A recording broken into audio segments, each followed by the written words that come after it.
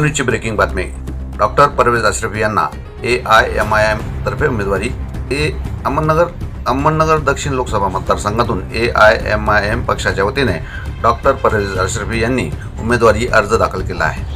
आज अहमदनगर दक्षिण लोकसभा मतदारसंघातून मी डॉक्टर परवेज अशरफी यांनी ऑल इंडिया मजलिस इत्तेहादुल मुस्लिमीन या पक्षातर्फे बॅरिस्टर असद ओवैसी साहेब आणि प्रदेश अध्यक्ष खासदार इम्तियाज जलील साहेब यांच्या आदेशाने आज फॉर्म भरला आहे, अर्ज दाखल केला आहे।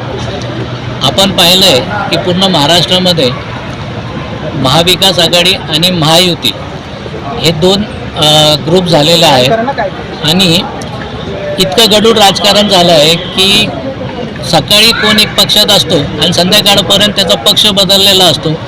सामान्य जनतेला हा विचार करायची संधी नसते की हा नेमकं कोणत्या पक्षात आहे आणि सकाळपर्यंत कोणत्या पक्षात जाईल।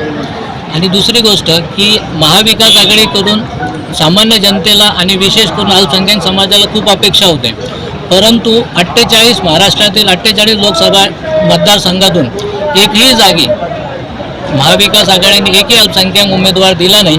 याच्यावरून सिद्ध होतं आहे की महाविकास आघाडीला फक्त अल्पसंख्याक समाजाचे मतं पाहिजेत आणि यांचा नेता यांना बनवायचं नाही आहे। आणि जिथं नेता तयार होतोय तिथं हे लोक त्यांना तयार होऊ देत नाही आहेत। फक्त अल्पसंख्याक समाजाचं मतं घेऊन यांना राजकारण करायचं आहे आणि मुख्य प्रवाहात आणायचं दिसत नसल्यामुळे ऑल इंडिया मजलिस इत्तेहादुल मुस्लिमीन तर्फे मी अहमदनगर दक्षिण लोकसभा मतदारसंघातून उमेदवारी अर्ज दाखल केला आहे।